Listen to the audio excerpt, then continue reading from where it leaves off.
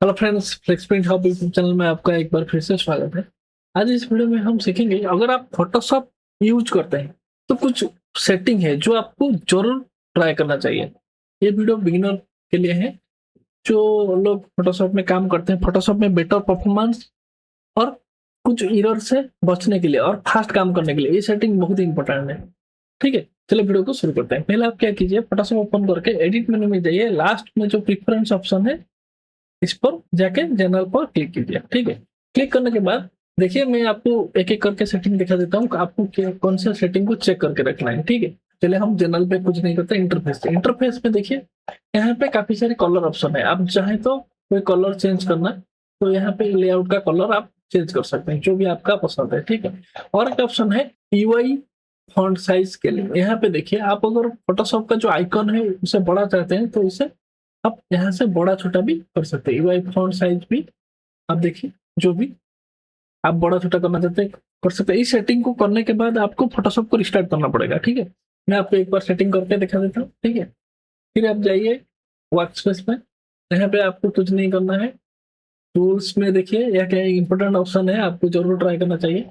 यहाँ पे zoom with crawl wheel, इसे अगर आप चेक करेंगे तो माउस पर क्रॉल व्हील में आप डॉक्यूमेंट को जूम इन जूम आउट कर सकते हैं। ठीक है, फिर जाइए फाइल हैंडलिंग में, देखिए यहाँ पे इसे automatically save recovery information every 5 minutes, ये जरूर कीजिएगा, क्योंकि अगर आप फोटोशॉप में काम करते हैं तो आपको पता होगा कि कई बार फोटोशॉप हमारा क्रैश हो जाता है, उसमें हमारा फाइल जो इतने भी काम है वो कट जाता है। इसीलिए ये अगर आप 5 मिनट्स का रिकवरी ऑप्शन चेक करके रखें तो बैकग्राउंड में फाइल सेव होते रहेगी। ठीक है, यहाँ पे और एक ऑप्शन है मैक्सिमाइज पीएचडी फाइल पीएचडी कंपाइलेबिलिटी, इसे आप ऑलवेज करके रखिए। इससे क्या होगा कि आप अगर कोई ओल्ड वर्जन में इस फाइल को एडिट करना चाहें तो उससे इसको कर सकते हैं। और एक चीज है देखिए, रिसेंट फाइल लिस्ट, इससे आप ज्यादा ना बढ़ाइएगा। इसमें क्या होता है कि आपको जो फोटोशॉप फाइल मेनू में जो रिसेंट फाइल आपने काम किया है प्रीवियस में, वो आपको शो करेगा। यहाँ पे हमने 20 रखा है। अगर कोई फाइल आपको मिसिंग होता है तो यहाँ पे आप बढ़ा के उस फाइल का लोकेशन को ढूंढ सकते हैं, लेकिन इसे ज्यादा मत कीजिएगा।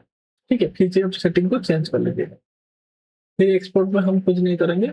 परफॉर्मेंस से देखिए, यहाँ पे आपका ग्राफिक्स प्रोसेसर चेक होना चाहिए यहाँ पे, और क्या साइज आप यहाँ पे अपने हिसाब से रख सकते हैं। ठीक है, फिर और एक इम्पोर्टेंट चीज है इमेज प्रोसेसिंग। यहाँ पे देखिए, आप अगर चाहते हैं इमेज को प्रोसेसिंग किस तरह से रखना, यहाँ पे आप रख सकते हैं या फिर मेरी सेटिंग को फॉलो कर सकते हैं। स्क्रैच डिस्क, काफी बार फोटोशॉप में एक एरर आता है कि आपका स्क्रैच डिस्क फुल हो चुका है। ठीक है, इसीलिए आप क्या कीजिए, स्क्रैच डिस्क को आप सी ड्राइव से चेंज करके और दूसरा कोई एसएसडी में स्टोर कीजिए, जैसे मैंने यहाँ पे के पे रखा है। ठीक है, यहाँ पे देखिए और क्या ऑप्शन है, टेक्नोलॉजी प्रीव्यू। यहाँ पे आप enable preview detail 2.0, enable content out tracing tool, ये दोनों को ऑन करके रखिए। ठीक है, इस सारी सेटिंग को करने के बाद आपको फोटोशॉप को एक बार रिस्टार्ट करना है। ठीक है, रिस्टार्ट करने के बाद ये सारी सेटिंग अप्लाई हो जाएगी। आप इस तरह अपने फोटोशॉप का और एक चीज मैं आपको दिखाना भूल गया, परफॉर्मेंस टैब में यहाँ पे रैम, आपने अपना रैम को, जितना भी आपका सिस्टम में रैम होगा उसका कम से कम 60-70% आप यहाँ पे एलोकेट कर लीजिए। ठीक है, जितना भी रैम है, मेरा ज्यादा रैम है इसलिए मैंने 70% रखा है। आप अगर 16 GB रैम यूज करते हैं तो आप यहाँ पे देखिए परसेंटेज, आपको इस स्लाइडर को अगर ड्रैग करेंगे राइट लेफ्ट की तरफ, यहाँ पे आपको परसेंटेज शो करेगा। यहाँ पे आप 70% रख लीजिएगा। इससे क्या होगा कि फोटोशॉप ज्यादा रैम कंज्यूम करके बेटर परफॉर्मेंस आपको निकल के देगी। ठीक है फ्रेंड्स, आज के लिए इतना ही, मिलते हैं अगले वीडियो में।